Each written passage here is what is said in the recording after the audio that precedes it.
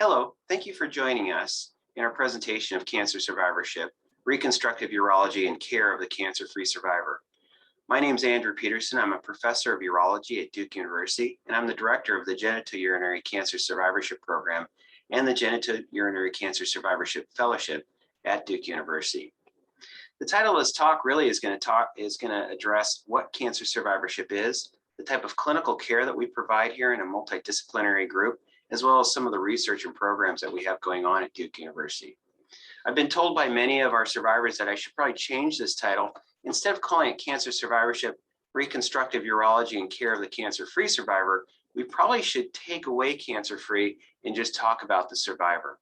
So let's start about who really is a survivor of cancer by definition. Well, the National Coalition for Cancer Survivorship originally defined any cancer survivor as a person who has undergone treatment for malignancy and now is either free of that malignancy or in remission. But it also included the caregivers and family members were also deemed to be cancer survivors.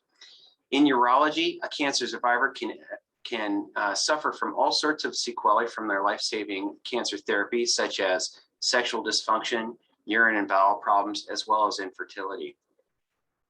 Now, we currently consider any cancer survivor a person from the time of diagnosis all the way to the time of death. And again, we're including their family members and care providers in that diagnosis and treatment algorithm. In 2005, the Institute of Medicine originally published a report that was pretty critical about our medical system's ability to care for cancer survivors, but it originally defined survivorship as only those patients who had undergone their cancer therapies and were either free of cancer or were managed and with chronic disease or in remission. It ignored people who had treatment failures, those people who were on hospice, or those care providers as well. Our current definition of the cancer survivor includes everybody from the time of diagnosis all the way to the time of death. And those are the patients, along with our care providers and family members, that we are attempting to provide care for here at Duke University in the Genitourinary Cancer Survivorship Program. This number is staggering and it's increasing exponentially. And really because of the cure efforts and the skill sets of the cancer doctors in the world, the survivorship component is getting bigger and bigger every year. People are living longer and they're living more efficiently after their therapy for their cancer treatment. In today's estimates, it's estimated that there's about 17 million Americans alive in the United States today who have survived some type of malignancy. In 2025, they think it's going to be 20 to 24 million people. And in 2040, we're looking at 24 to 26 million Americans will have survived cancer and are living with the possible sequelae of those life-saving therapies. Furthermore, if you look at those people who have had cancer, almost 75% of these survivors are patients who have either had a genitourinary, meaning prostate, bladder, or GYN malignancy, who are surviving that, or have survived some other malignancy that may end up affecting their GU tract, such as their bladder, their sexual function, or their ability to have efficient bowel movements or urination. Furthermore, we've got data here that we've done in our group that shows that the side effects are exponentially increasing with time as well. This is just an example out of one of the government databases for admissions and discharges throughout the United States for a side effect of radiation therapy to the prostate. Some men and women will get radiation cystitis after undergoing radiation to the pelvis. This is men only, and we can see that the diagnoses and the time that patients are getting admitted to the hospital is going up significantly. And this is thought to be because people are living longer and longer, and we have many more people surviving prostate cancer as an example. So this patient population is increasing exponentially, and they need significant help because now they're living 10, 20 years after their prior diagnosis with their primary malignancy. So the survivorship program at Duke that we run is a comprehensive care program that we provide care from the time of diagnosis throughout their treatment, after treatment, and all the way to the end of their life. So we will provide care to men and women who have side effects of their life-saving therapy, even if they are on hospice or living with their cancer or in complete remission. And our services in this program are provided not only to the patients, but again, the survivorship definition of their family members, care providers, as well as any type of support structure they have.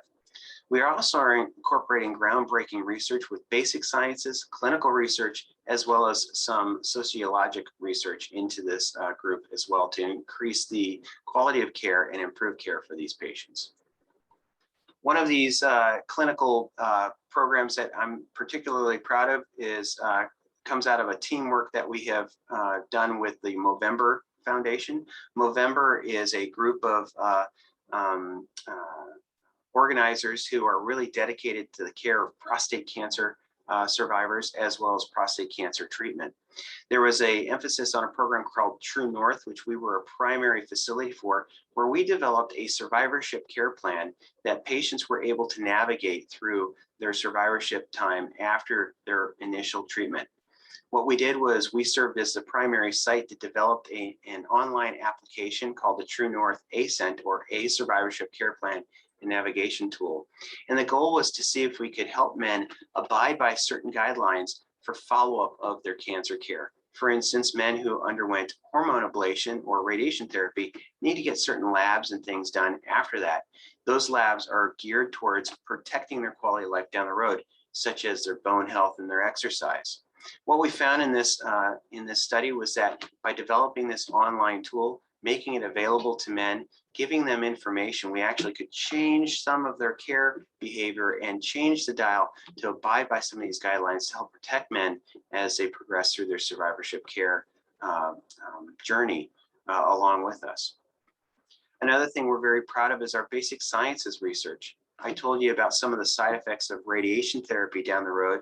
We're finding that radiation cystitis or damage to bladder, vagina, and genitourinary organs can show up 10 or 15 years after the primary life-saving therapy for cancer. So we developed actually a basic sciences model using rats where we can actually induce radiation cystitis in these animals. And our current studies are focusing on how to prevent people who are getting the radiation therapy from developing these types of side effects down the road. We've had very good effects investigating very commonly available medications that are available to us today. But we need continuous help to continue this research, to hone it down, to get more specific, to really help men and women prevent these side effects down the road. And then another thing that we have, that program that we're very proud of, is our actual cancer survivorship practical program. We actually have a clinical model where we have established care in our Duke Cancer Institute. So we see patients in follow-up in the same place that they got their life-saving therapy for their cancer. We accept referrals from anyone, including oncologists, nurses, social workers, and physical therapists to our clinic. We evaluate them for all sorts of different side effects that could come about from surviving their primary genitourinary malignancy, and we treat that with a multidisciplinary approach. Some of the things that are examples of the type of multidisciplinary care we provide, we help treat urinary incontinence or urinary loss or leakage that comes about from surgeries, radiation therapies, and medications. We also address sexual dysfunction and infertility issues that are often seen in patients who have undergone different types of surgeries or treatments for primary malignancies. And this is in both men and women.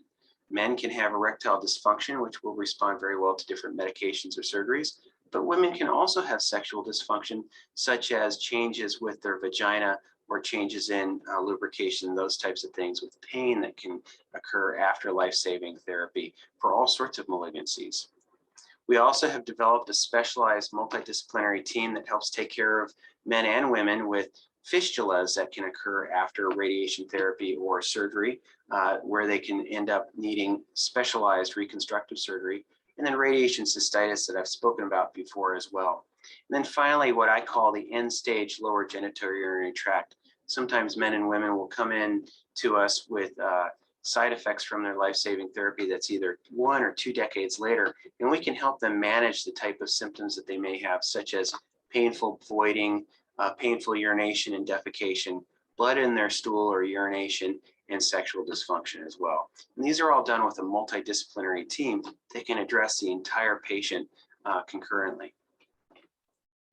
We also have established the first Genitourinary Cancer Survivorship Fellowship. So this is an extra year of training that people do after completing their urologic surgery residency with us in order to learn how to provide this type of care to this ever-growing population.